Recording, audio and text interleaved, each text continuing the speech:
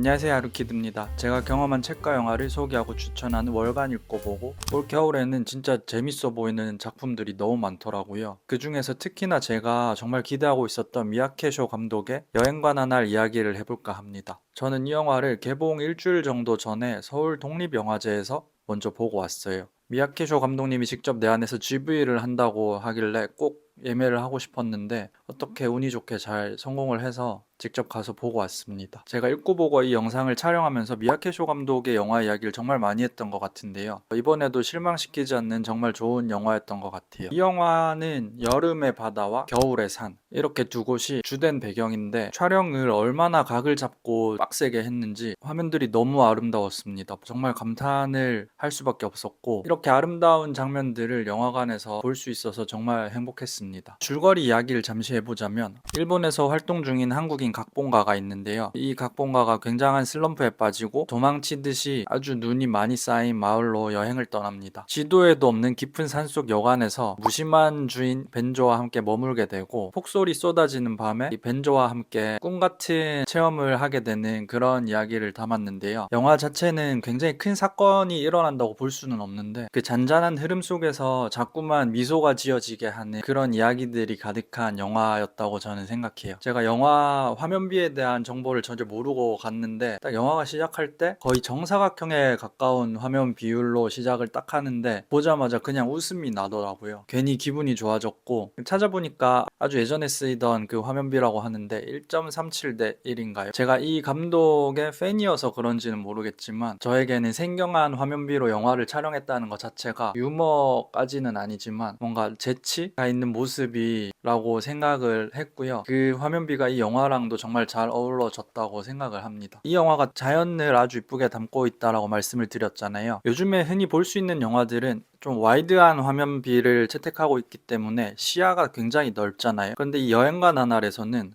오히려 그 시야를 제한한다라는 느낌을 받았고 그 제한된 시야 덕분에 거대한 자연을 조금 더 거대하게 실감할 수 있는 그런 연출이었다고 저는 생각이 들었어요. 아주 넓은 바다의 파도를 아주 넓게 찍은 것보다 이렇게 제한해서 보여주는 것이 뭐랄까 무섭게 다가오기도 했고 미지의 영역이 남아있는 듯한 느낌이 좀 더 영화에 몰입을 할 수 있게 만드는 그런 느낌이었어요. 미야케쇼 감독의 영화를 처음 봤던 게 와일드 투어라는 소소하고 재밌는 영화였는데 그 영화에서 산을 되게 많이 찍었던 기억이 나거든요. 그때 촬영했던 내공이 이번 영화에서 아주 만발을 한 것이 아닌가 싶을 정도로 되게 근사하게 담아냈고요. 또 겨울에 설산을 다루는 그런 부분에 있어서는 아무래도 배경이 눈이 가득한 산이었기 때문에 그런지 하마구치 류스케 감독의 악은 존재하지 않는다 생각도 조금 났습니다. 미야케쇼 감독이랑 하마구치 류스케 감독이 같이 영화 스터디를 한다는 사실을 이번 GV에서 들었는데요. 그 이야기를 듣고 나서 생각하니까 더 재밌게 다가오는 지점인 것 같았어요. 주인공이 한국인이다 보니 아무래도 한국어가 조금 많이 등장을 하는 것 같은데 특히 미야케쇼 감독의 영화를 보면은 나레이션이 되게 많이 등장을 하는데 이번에 심은경 배우가 연기하는 이라는 각본가의 나레이션은 아무래도 한국말을 하기 때문에 한국에서 나레이션을 정말 잘 활용하는 홍상수 감독의 영화 생각이 엄청 많이 났어요. 약간은 건조하고 덤덤한 목소리의 나레이션이 재밌었던 그런 부분이 있었습니다. 지금까지 제가 봤던 미야케쇼 감독의 영화 중에 가장 유머러스한 영화라는 생각이 들었고요. 대놓고 야 너 웃어 이런 느낌이라기보다는 호흡과 호흡 사이에 유머러스함이 천연덕스럽게 녹아있다라고 해야 될까요? 영화에 몰입을 해서 보게 된다면 나도 모르게 막 웃고 있는 그런 지점들이 막 생기더라고요. 이전의 영화들보다 그 웃음 코드에 약간 더 신경을 많이 쓰신 것 같다라는 생각을 했고 이것도 지부에서 제가 들었던 건데 미야케쇼 감독이 각본도 쓰시잖아요. 대사를 쓸 때 이 대사를 보게 되는 배우들이 즐거웠으면 좋겠다, 와닿았으면 좋겠다 이런 식의 생각을 하고서 배우들에게 편지를 쓴다는 기분으로 대사를 쓴다고 말했는데 그 부분도 정말 매력적으로 들렸습니다. 이렇게 진심을 담아서 배우와 관객들을 만족시키고자 하는 열정도 느낄 수 있었어요. 영화에 대해서 얘기하는 감독님의 표정이 정말 행복해 보이더라고요. 이번에 저는 심은경 배우의 연기를 거의 처음 봤는데요. 정말 좋았습니다. 제가 상상하던 것보다 훨씬 더 영화에서 비춰지는 이 배우의 모습이